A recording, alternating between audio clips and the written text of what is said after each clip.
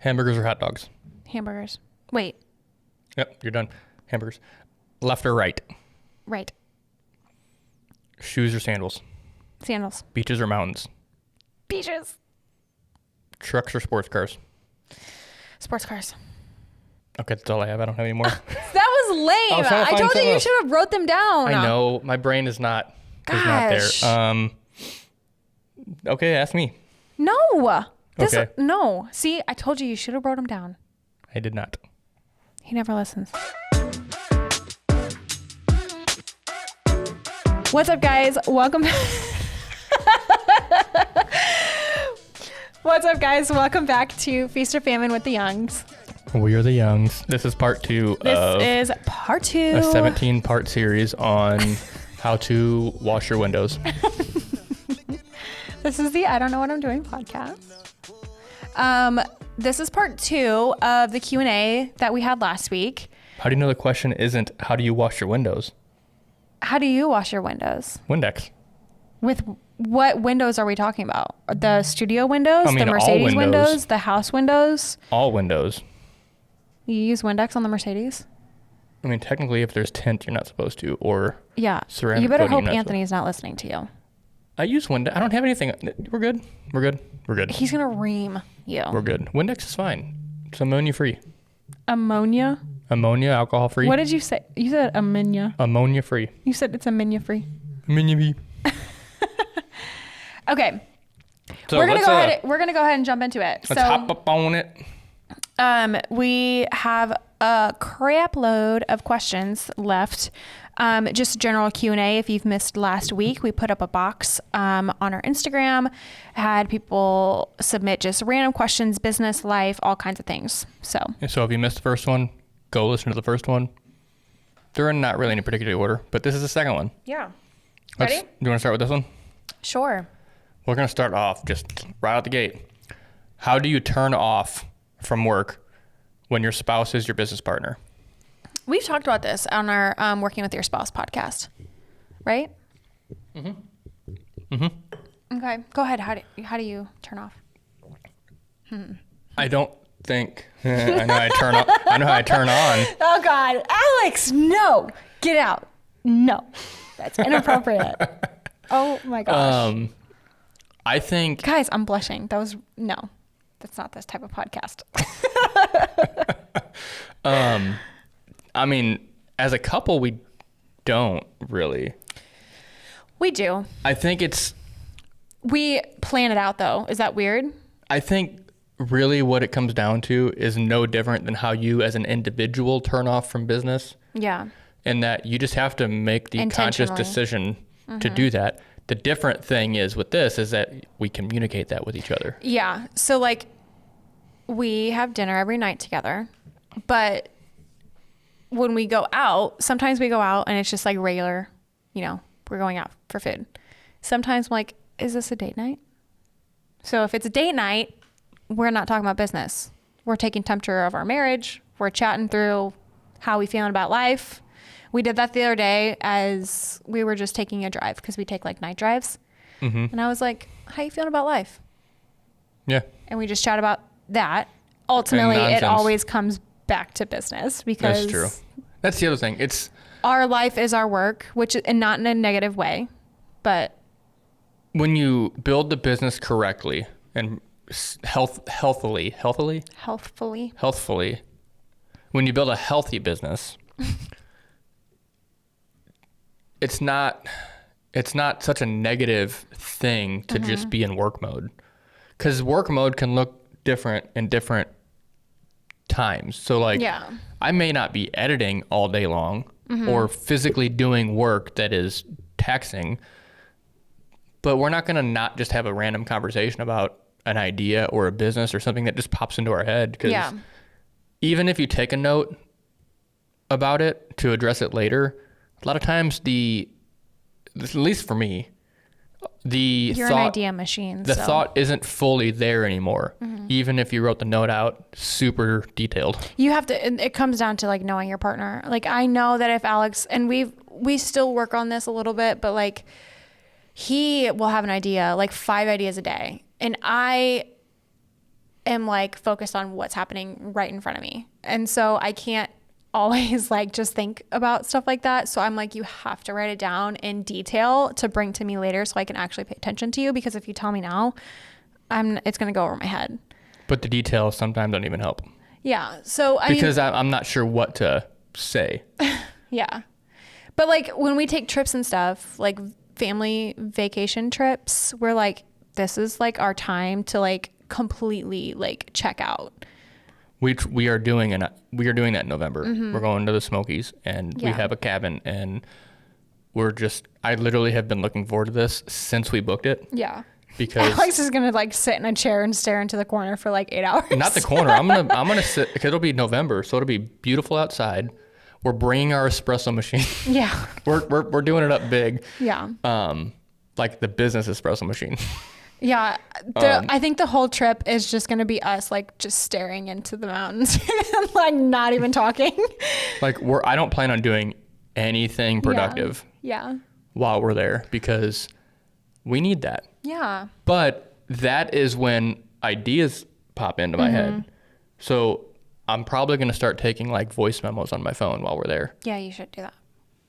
Tell your phone and then tell me. But with that being said, though, that just comes back to, even though we're going to be there with my brother and sister-in-law, and then my sister and brother-in-law also, they also understand where we're at. And if an idea pops up and I'm like, I really want to talk through this with somebody, they'll be like, let's hear it. Let's do it. And they'll put some insight into it. Yeah, they're fun. So, I mean, it'll still be time away, but like, I don't think you can ever truly turn off completely. Yeah, if your spouse is your business partner. And I think the last thing I'll say on this topic is, yes, we are recording. I just wanted to make sure we're recording.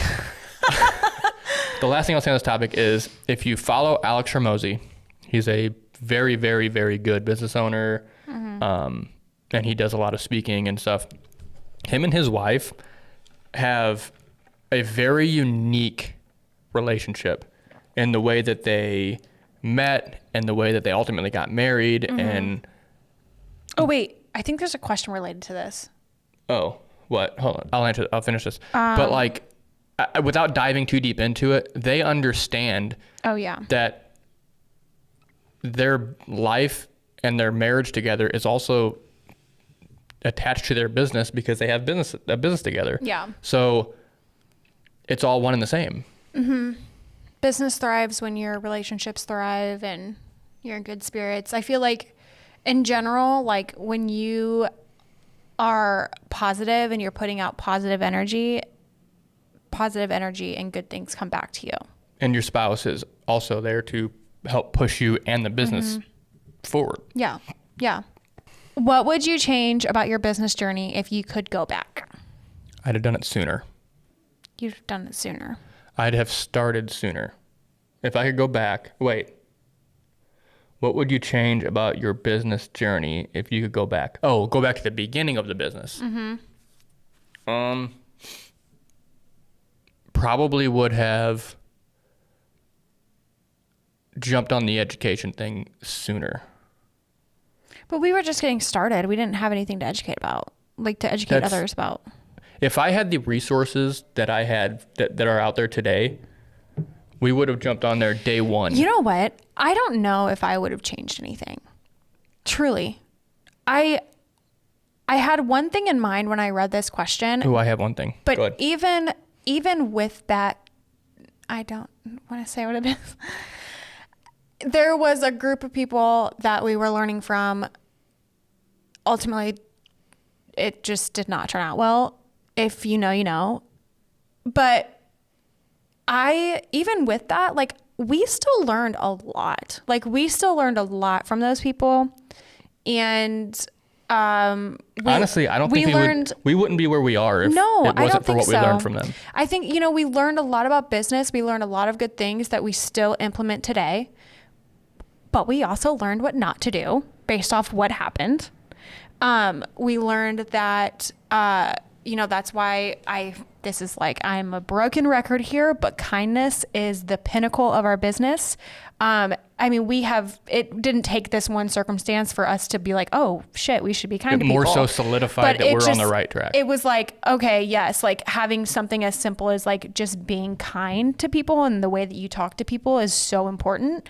And we really started to hone in on that. And, we've always done that, but like we really paid very close attention and made that part of our like major brand pillars, because of that situation. So I'm not sure that I would change much, honestly. I think maybe I would shoot my shot like a little bit more to get like maybe a bit more experience earlier on in my career, because I was pretty timid. I was new. But really that's it. I would have dove into weddings sooner and given it a shot, because if you've followed us for any length of time, you know that I was in the not the wedding industry. I was in the photo film industry, primarily video, Commercial side, TV, corporate, all that sort of thing, for a long time before I started doing weddings. Yeah. But because of being in that industry, there is a stigma that you're not a real professional if you are filming weddings. And it's interesting because Eric Floberg actually just posted a video about this, which I'll link it below because it's really good. But it's true. And yeah, watching that video made me realize that that's probably what was the actual reason why I wasn't interested in weddings, is because how it was. You had this like perception. It was how it was perceived to the industry that I was in and where I was striving to be. Yeah. In the professional sense of it. I just thought about something. I think maybe I would have, had I known, I would have gotten on YouTube earlier, or we would have started the podcast earlier. We had talked about it for a while, but yeah. This complete sidebar. I've been thinking about this a lot. Like today, I was kind of excited to come in and film for the podcast. You had to push me so hard to do this. And I'm finally enjoying it for the most part. If you are listening, she just rolled her eyes. But you still have to push me for YouTube. But I see the value. And I think that this is a lot of imposter syndrome for me, but I was going to say the same thing. But I just like, it's such a chore. And that's why people don't last on YouTube, is because it takes a lot of work. Like it's a chore. And we just talked to Matt Johnson about that. And so had I known, I probably would have started it sooner. That way I could be like acclimated into like, it's just a part of what we do. But I'm still in that period right now where I'm like, ugh. Y'all just like hype her up and let her know that she has a lot of great things to offer as far as education goes, because thanks, babe. She is in her head constantly about it and it's like, you're better at this than I am. Y'all, I suck at this stuff. No, you don't. You're good at it. I am just flying by the seat of my pants. We all are. Okay, honestly, so you have a lot to offer. We wouldn't be where we are if you weren't good and had a lot to offer. Well, so I appreciate that. Just, keep doing what you're doing. Okay. Somebody's going to learn from it. If two people learn from it, then that's great. Thanks, babe. Okay. What's the most challenging and most rewarding part of being an entrepreneur? Most challenging part? Let's start with that. The most challenging part of being an entrepreneur. Uncertainty. I was going to say uncertainty and money management. And that is like a big, when I think about this, I'm like, health insurance, like all that like icky grown up money stuff. Well, and that all comes back to uncertainty also, because you're not certain that you're going to bring money in to pay these things. Yeah. Like retirement. Oh God. That is the most challenging part, is like, I feel like it depends on the person. For me, and for the way that I have to like live my life, I have to have a mindset that is kind of day by day. I have to take things day by day because I have anxiety, but I have anxiety because of like, I think too far ahead sometimes. So I try to be present and be focused, but also be mindful of setting up our future. Right. And things like that. And that is challenging, and balancing that is challenging. Being aware, making good decisions, but then also just trying to like live in the moment. Yeah. Yeah. I agree. The most rewarding thing as an entrepreneur? The freedom, the time freedom. Yeah. Basically, we may be busy as crap, but if we decide that like today's just not the day, I can decide to just go do something different if I want to. Knowing full well that I'll have to bust my butt later. Yeah. But I can do that if I want. I can spend more time with family. I can take trips randomly. Mm-hmm. I think I've also learned a lot about myself being an entrepreneur, and learning what I can handle, what's too much for me, and really honestly just like knowing that I can do things that I never thought that I could. And that's been pretty rewarding. Mm-hmm. Yeah. Breaking the mold. Oh. Okay. Can I read the next one? Sure. Hey, I'm drinking Ski. If you're watching, this is what this is. It's from Salt and Smoke. Sponsor us, Ski. Excel Beverage Company owns Ski. Ski is my like one of my favorites. We will drink Ski every podcast. Oh God. If we don't have to drink it, we'll just have it sitting on the table. What? Cans of Ski sitting on the table. Okay. I would rather have Stanley sponsor us. This first one? Let me see. Yeah. Okay. Next one is, what's been your biggest learning experience running a biz?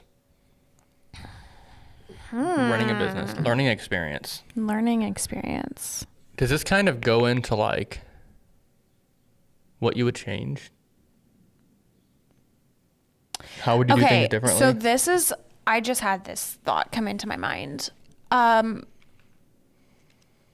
This has happened recently. I feel like, where am I going with this? I feel like no matter how seasoned you are in this industry, there is always something to learn. Things are always changing. Things are always, within the industry, like we're pivoting. Norms are not the norms anymore. And recently we had a discussion about NDAs. Mm-hmm. And I was going back and forth. We were going back and forth on if we were going to charge NDA fees and, whatever the case might be. And I ultimately we made a decision. And it wasn't necessarily the wrong one, but based off of what we had known in the past from our industry, it was an industry standard. And then we started to revisit this topic and be like, okay, well, that was like 2 years ago or a year ago. A lot has changed in the last couple of years, for sure. Are the people that we've talked to before still doing this? What is that like? What's kind of like the temperature here? And it was the opposite of what we thought. And I think we may have lost a client because of it, which is fine. But it was a really big learning experience for me because I felt a little bit defeated. I was like, how did I not know that? I'm like, how did I not know that it's changed since the last time I've done it? But something like that, it's not a topic that's like always brought up. That goes into one of the things I would potentially say, because that just popped into my head, is it's okay to do things differently than what you think have done in the past. It's okay to do things differently than what you think the norm is for the industry. Because here's the deal, we already, like, our business structure is set up differently than most in our industry. Mm-hmm. And it works for us, and that's how we want to do it, so we're going to keep doing it. Mm-hmm. So just because the industry as a whole does something a certain way, for the most part, you don't have to follow that to the T. You can make it how you feel in your heart it should be, because it's your business. Yeah. I think in general, the answer to that question, what's been your biggest learning experience? I can't pinpoint one, but the reason why I told that short story just now is because I felt like I've been in this for almost a decade. I should know this by now. Like, it felt very amateur to me, and it taught me, like, and I know this, I've said it before, I teach this. You're always learning, you're always growing, things are always changing. And I felt very defeated in that moment because I hadn't had an experience like that in a while. And it humbled me, honestly. So, you know, that's kind of one of my takeaways from that. You should always be looking for ways to grow and learning new things and developing. Yeah. And even now I'm like cringing. I'm like cringing because it's a little fresh. But you know, people, I wouldn't even say it's a mistake. People grow, and you have to admit, you know, when you have made a quote unquote mistake, or maybe you didn't make the best decision. And that's how you grow. That's how you learn. So, yeah. What was that one? It's like the same thing. No, this one. Oh, we already did that one. That's like the same question. We already did it. About. Yeah. Okay. Okay. One thing you cannot survive without. You. Oh, guys, that was really sweet. Okay, but but for real though, like if you go somewhere, I'm like not He's sure. He's texting me like 10 minutes later. You second shot for a wedding for the first time in a while. Yeah. So this is the first wedding in a very long time. Yeah. It happens maybe once or twice a year that I wasn't. So I'm at home and I'm just like, I'm not really sure what to do with myself. How do I do anything without you? Aw, babe. We're gross. Okay. Other than me, that was very sweet, very kind of you. What is one thing you cannot live without? Man. Yeah, I'm trying to think. I don't know. Can't survive without. I think that is my answer. No, come Water. on. Okay, that is like, don't be such a guy. You haven't answered this question yet. I know, I'm thinking. Jesus. Can't live without Jesus. That's still not fair. Give me like an inanimate object. Me? Like an inanimate object? I Yeah. can survive with that. I'm very easy to just like Live. I don't know what the word I'm looking for is. Like To please. deodorant, toothpaste. I mean, how often do I use the dad comment of, we're not going to a third world country when we're packing? Yeah, but like I can live without a lot of things. you're stranded on an island. Promiscuous girl. Okay, you're stranded on the island. What are you bringing with you? Waterproof matches. What? Waterproof matches. Okay. If I'm stranded on an island, I got to be able to. Is that something that you can't live without? Because I don't think on a we deserted even own island? them. On a deserted island? Yes. That's not a good question, because my priorities change when I'm stranded on an island. Yeah. Survival is what I'm like, just straight up survival.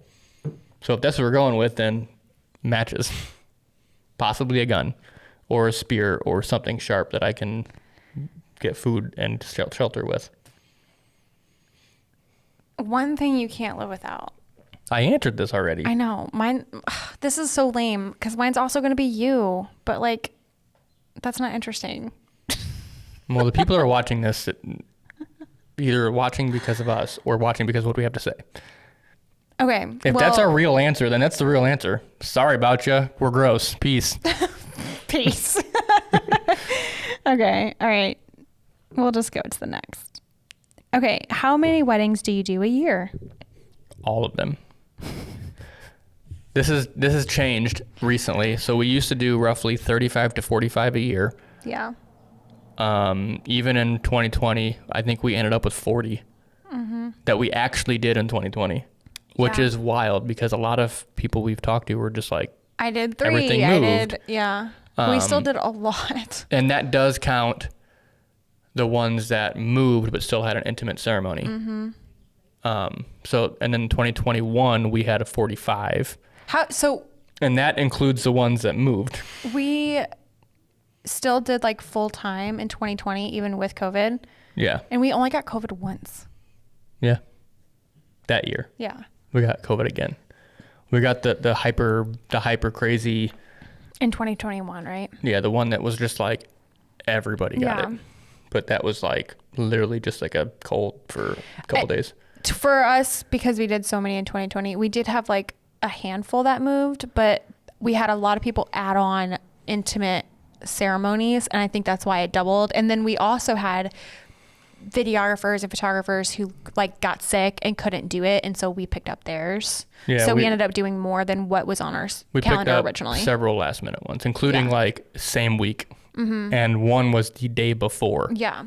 So did you say what we're doing this year? Last year we did 25, and that was what we capped out because we realized that we forgot to say no.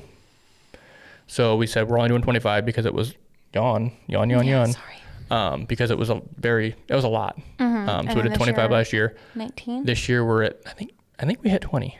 19 or 20. I think we're at 19 because we just booked one for December. Our goal was about 20 to 25, but I think what we're seeing is like the like lull period from COVID, and we're about to start the next phase and next shift of like the next peak of weddings. Because I think 2022 was like that peak, and we crashed this year. Yeah. And we're seeing that crash. And so the goal for 2024 is like 20. We'd like to stay in the 20 range. Yeah. Yeah. I definitely don't want to do more than that. Yeah. Yeah. Okay. Let's see. Is that it? No, we have this one. Okay, this was a very sweet anonymous one. It says, you and Alex are still so obsessed and in love with each other after all of these years, and it shows. What do you do to keep the fire going? Is that appropriate to say? Alex? Oh, we do have more after this. Okay, well, this is a good one. And I said this. This is one you read to me, and I answered immediately. Go ahead. It's gross because it's gross. It is gross. I mean, I keep saying it's gross, but it's not. I'm really thankful for it. But the way our relationship is just like it's easy. But I think that's because I do this all the time. You need to stop. They can hear me just fine. Talk into it. I am. That way. We're literally best friends. And I think a marriage should be between literally your best friend. Because nobody knows you. Buddies for life. Nobody knows you better than your spouse. Yeah. Nobody should know you better than your spouse. Right. Right.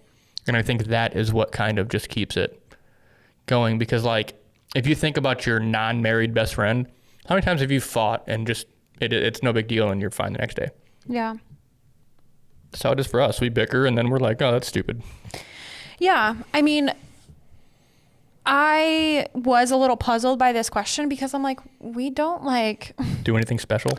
We really don't do anything special. Like we have like date nights sometimes, but like, I don't know. I feel like I have a very different perspective when it comes to our relationship than I would say the majority of the people out there, because I came into your family when I was just a wee little lad. You were an adult. You were a young 19. adult. You were 19 years old. I know, but like 19 compared to 30. Yes, I know. Like that's a big difference. I know. I was a completely different person. I thought I was an adult. I thought I knew all the things. I thought I was on top of the world. But I was still growing and learning. And I didn't quite even know who I was yet. I knew that I loved you, and that's about all that I knew. But I moved into your parents' house, and because I was still young, I was still moldable, and I was still influenced by your family and your family's like way of living, and their, which is way different than a lot of families I've come to learn as an adult. Yeah, so like I feel like in a way, your dad says this all the time. He's like, when at your wedding, I felt like my daughter was marrying my son. Yuck. I hate when he says that because I just like, it's cringy. It is very cringy. But I do understand what he's saying though, because he grew up, he like had a bond with you because you had been around. Yeah, your parents molded me more in that short period of time than my own mother molded me in my entire life. Right. So a lot of my views about life and the way I handle issues and challenges and things are a lot like how you and your siblings grew up. So in general, it's just like, I feel like I was parented by your parents. And so we have a very seamless mindset about a lot of things, and we don't really have a difference of opinion on most things either. Mm-hmm. So I think a lot of the times it's the complete opposite, which it should be that way. I came from a broken home, so that's why my experience is different. But yeah, because of that, there's not much that we have to like work on. And we just do everything together. I was going to say that like we literally went to the dermatologist together. Like we go to the chiropractor together right now. And the reception girl we were talking about having to reschedule a appointment because we are going to be out of town. Mm-hmm. But she was like, you guys are my favorite to schedule because you're consistent on schedule. And when that comes from the fact that we're business owners and we make sure our schedule's consistent when it can be, which is first thing in the morning. And that's it. Yeah.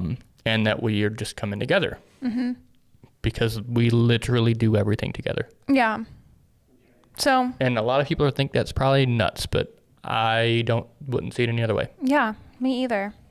I think that our marriage grew a lot more when we started to spend more time together. Like when this became like our full time. Yeah. Yeah, I agree with that. Because we have to talk through challenges within the business. We have to learn how to talk to each other without hurting each other's feelings, or knowing that you're going to hurt your spouse's feelings, but doing it in a way that's like, I need to be honest with you about this, but learning how to talk to you without you being overly upset, you know? And vice versa. Yeah. Like checking your ego and all of that sort of thing. And we have to do that because we're together all the time. And that, like, you mentioned that, like, I am a very straight to the point type of person. So when I give feedback, it's best intentions, but it comes off very sharp. You know, I think, and I have to do that. Like, I have to like pull back and think about that when it's like anybody else, but I have to do that even more so with you because you know me and you know my intentions are never bad. Yeah. So that I don't have that filter like I do with people that don't know me that well. But that's not necessarily good. Yeah. I think something that, and please tell me if I'm wrong, but I think something that you learned about me when we started to do everything together, working together, all that kind of stuff, is I've kind of built up this persona about myself. Like, I have a tough exterior. I don't let things get to me. Like, and partially it's because of the way that I grew up. I just like, if it's bullshit, it's for the birds. Like, it doesn't bother me. Right. But then you noticed working closely with me, and, you know, even if it's like I'm getting feedback from a client or I'm getting feedback from you, or, you know, whatever the case might be, I am like actually very sensitive. Like, I'm very sensitive. And so you've learned from the beginning of our marriage to now, like, how we have to talk to one another, because you now know that I'm not this super tough hard exterior that, you know, I used to be. Yeah.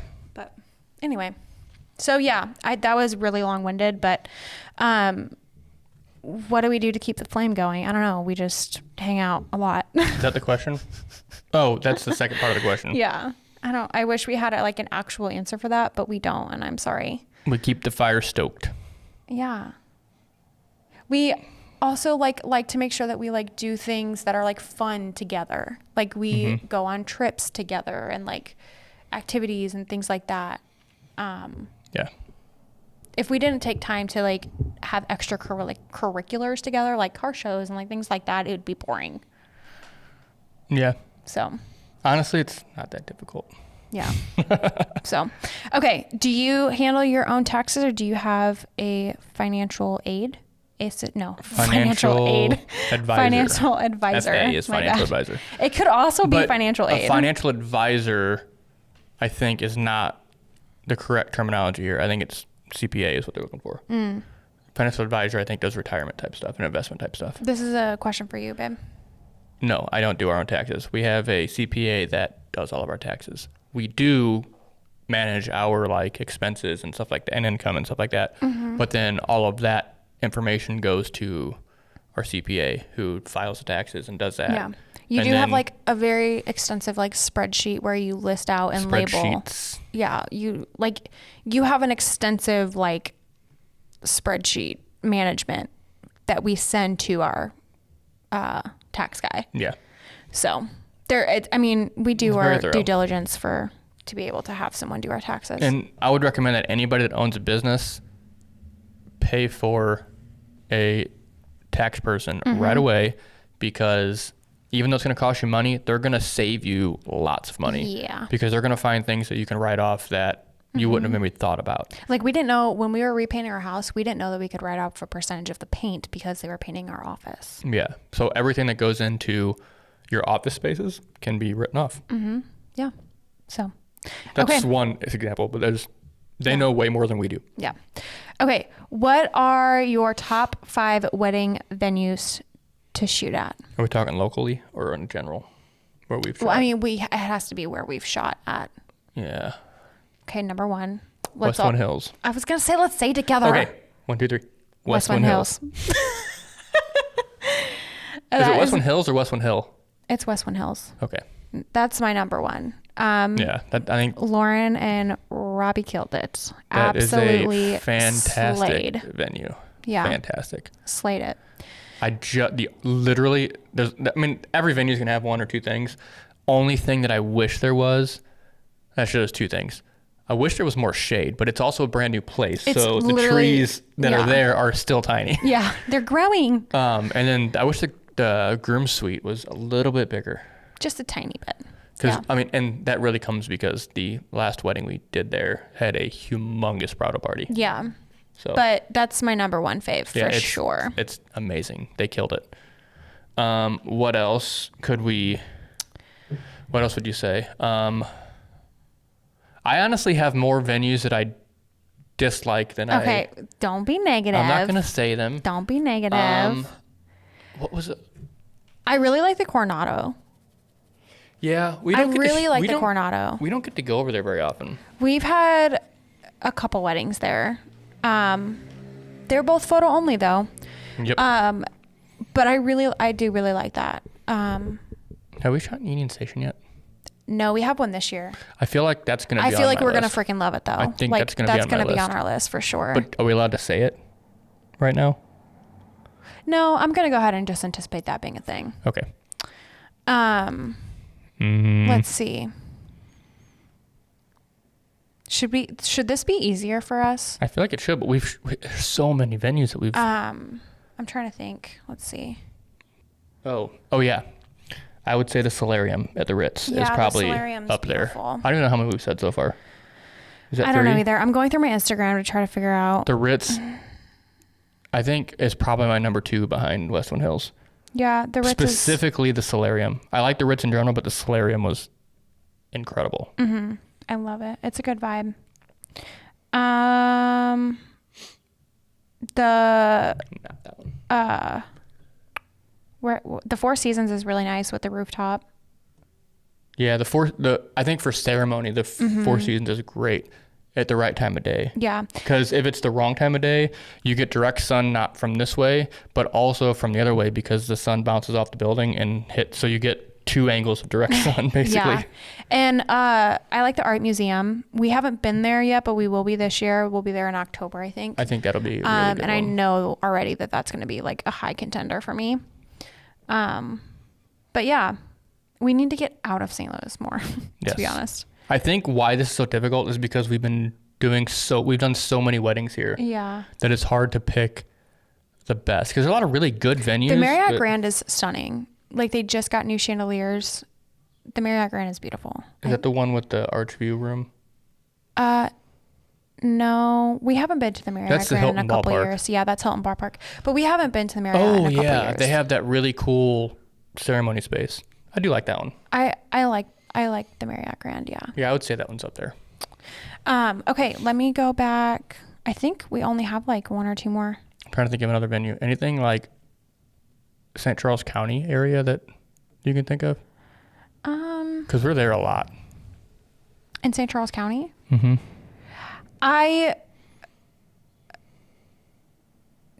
So I think Bogey Hills is really nice. I think that it's the conveniency is what I like about it. Because it's really close to home. Yeah. I wouldn't put that at the top though of my list. As far as There's like too aesthetics, no, but I think that But there's also it's easy too to many- work there.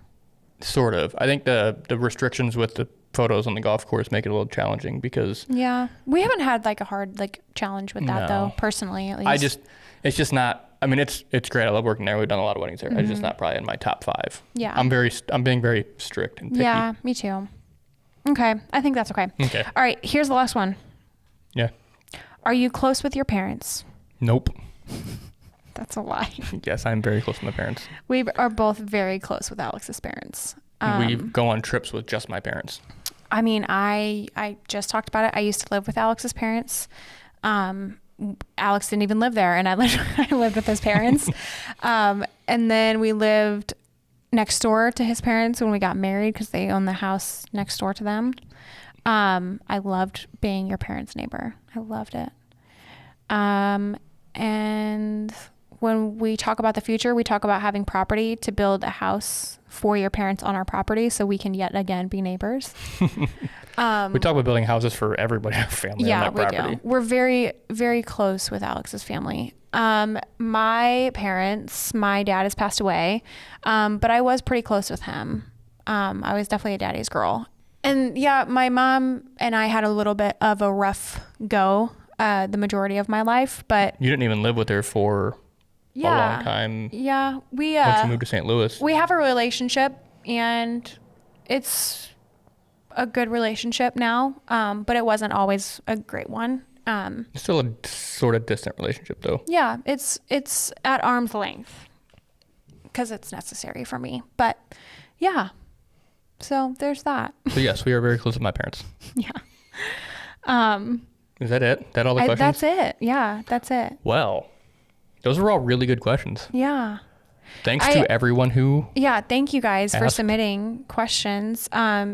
If you want more like personal ones, like we could do another Q&A. I was listening back because Alex told me this really weird stat that apparently our most listened to podcast is the one. Not anymore. Not anymore? Not anymore. Thank God for that, because that was so weird.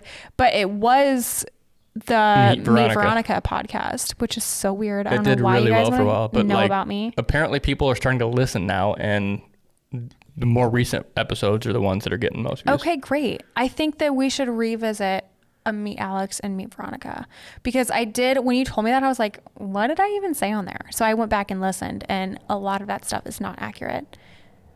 So I think we need a redo. We're always growing and we're always changing, and that is okay. Yeah, I think we need a redo. Yeah, so we'll do this again, but make it more personal, and we'll do it just the same way. Yeah. So, If all right, you guys. liked this one, give it a thumbs up, because we want to know if we're going to do more of these. If you have any more questions in the interim, maybe put them in the comments and we can see what we can answer. Or if you want to like continue the conversation on one of the answers, put that in the comments too. That all applies to YouTube. Yes, on YouTube. Yeah. If you listen, just, share it. Yeah. Maybe. Yeah, share it. We love when we get DMs. We've gotten several DMs over the last couple weeks of people like listening and sharing that they're listening, and that means more to us than you guys know. So Oh, yeah. the fact that people even want to hear us talk is astounding to me. So I appreciate you. And yeah, Word. we will catch you on the next one. Peace.